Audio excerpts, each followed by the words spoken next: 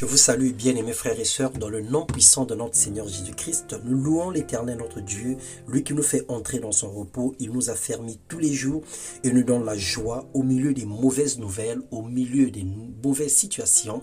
Le Seigneur nous communique la paix. Auprès de lui, nous avons l'assurance que le Seigneur vous bénisse. Bienvenue dans le partage quotidien. Aujourd'hui, nous allons encore partager la parole de Dieu. Le thème de notre podcast de ce matin: le plus fort doit supporter le plus faible, et la paix et non la guerre. Lorsque nous lisons dans Romains, le chapitre 15, le verset 1 au verset 4, la Bible déclare: nous qui sommes forts, nous avons le devoir de supporter les faiblesses de ceux qui ne le sont pas, et de ne pas rechercher de ce qui nous plaît, que chacun de nous cherche à plaire à son prochain pour son bien, en vue de le faire grandir dans la foi. Alléluia. À tort ou à raison, c'est une réalité. Les bousculades, les mésententes, les difficultés, les situations, les incompréhensions sont toujours constatées dans les familles, dans les églises, dans le milieu professionnel, partout ailleurs. Alors, pour éviter les conflits et sauvegarder la paix, malgré la situation qui peut y arriver, nous devons rechercher et nous devons supporter les faiblesses des uns et des autres. Le plus fort n'est pas l'homme. La plus forte n'est pas la femme. Le plus fort n'est pas le grand frère, ou la plus forte n'est pas la petite sœur. Le plus fort n'est pas le jeune, le plus fort n'est pas le vieux, mais plutôt celui ou celle qui a une petite tête et un gros cœur. Celui qui est humble et qui aime plus qu'il ne calcule. Celui ou celle que le Seigneur a accordé cette grâce de comprendre, de calmer la fureur par la douceur de ses paroles. C'est cette personne qui est forte. La force dont il est question ici ne s'agit pas de la taille, de la masse musculaire. Il ne s'agit pas du nombre de newtons ou des capacités physiques que nous pouvons avoir.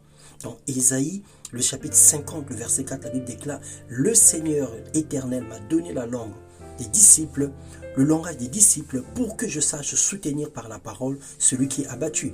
Il réveille, oui, matin après matin, il réveille mon oreille pour que j'écoute, comme le font des disciples.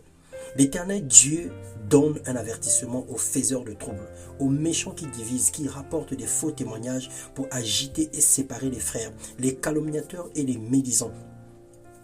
Quant à vous, tous qui allumez un feu et qui êtes armés des flèches incendiaires, allez dans la flamme de votre feu et au milieu des flèches que vous avez enflammées. C'est ma main qui vous réserve ce sort. Vous coucherez dans la souffrance. Ésaïe 50, le verset 11. Le Seigneur avertit des faiseurs de troubles. Le Seigneur avertit des personnes qui sont des allumeurs de feu, ceux qui emmènent la guerre, ceux qui troublent la paix dans les familles, dans les quartiers, ceux qui troublent la paix dans la nation. Le Seigneur vous avertit que vous allez périr dans vos flammes. Vous allez mourir comme des champs. Parce que le Seigneur est irrité de voir ses enfants dans un état déplorable à cause de votre attitude, à cause de vos mensonges, à cause de vos balances. La Bible nous demande de faire accueil à celui qui est faible dans la foi et de ne pas discuter les opinions.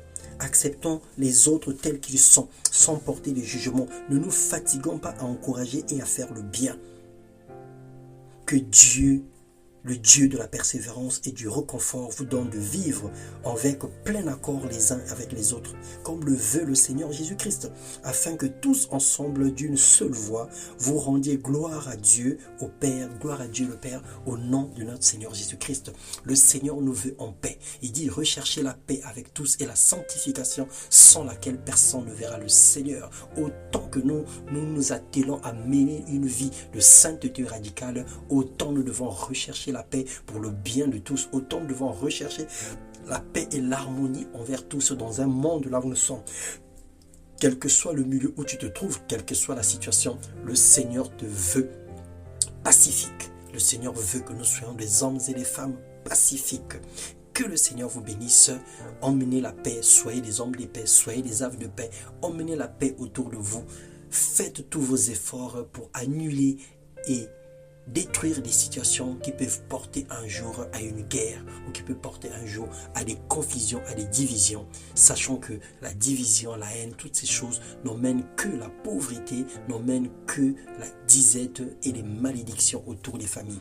Que le Seigneur vous bénisse dans le nom de Jésus-Christ. Amen.